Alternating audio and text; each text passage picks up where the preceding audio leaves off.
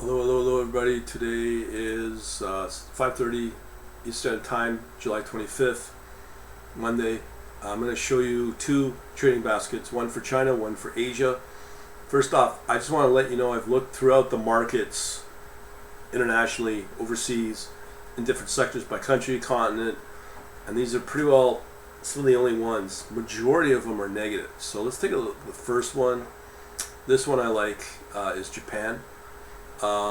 Now, in blue here is the trading basket. I'll reveal what's included in there. This in yellow is the S&P 500 standard benchmark. So you can see it's fairly negative. So this has been a fairly good trade between two ETFs. As said, they were the only ones that are profitable. But so far, what I look for is the Sharpe ratio 2.19. And obviously what matters to me is the monthly return. So April 25%, 20.62% in June, and May 3.66 negative. And the other thing you need to look for is the overall max drawdown. You don't want it more than negative 15 in this day and age. That might be thrown out, but even still, it's still within that traditional tolerance of negative 10.5%. So which ones are these including? Now right here, these are the ones. The only ETFs I found that work are either ProShares, Invesco, Wisdom Tree, Direction, and Global X. So these for Japan, we have ProShares Ultra Short, MSCI Japan 39%, Wisdom Tree Hedged Small Cap Equity Fund. So both these would make sense because when you look at the international markets, including the U.S., you want to go after shorting or bearish ETFs. You have to really carefully watch those, just due to the fact that they can turn. I don't know if they'll turn for a while, but these allocations are fairly reasonable to get that kind of weighting and performance.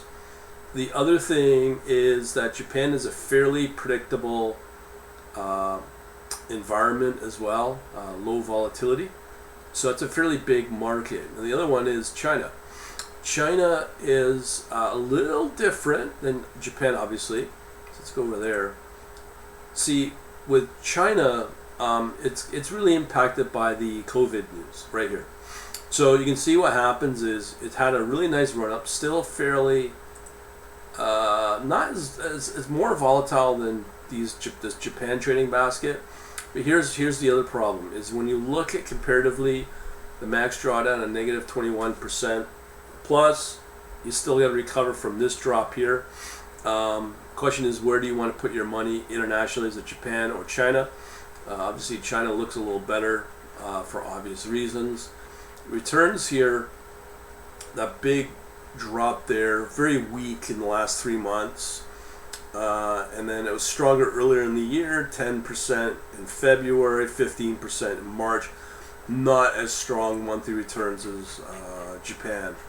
As you can see here, 25 and 20.6 in the last 3 months.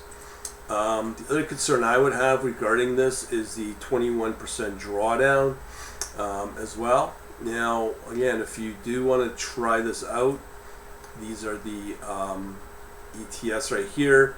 CHAD, or the daily CSI 300 China A bear share. So again, it's bear and shorting opportunity, 55%. This is the interesting one, is China is still got a market, a domestic market and an economy. They have to produce or manufacture for that market. It's over, 1 billion people. So that market's still going.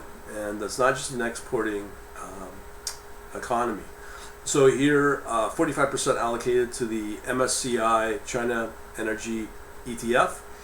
And as I said, most likely in the headlines you'll read is that China does import the Russian oil, despite what's going on with Ukraine. So again, a lot of people are not comfortable with that political story, which is fine. So as it stands right now, these are the best that I can see. If you like this, you want to get your own portfolio analyzed, all you gotta really do is visit us, this page here at quantlabs.net/portfolio will can analyze portfolios. Name, email, and submit that, and we don't sell your information. Thanks for watching. Have a good day.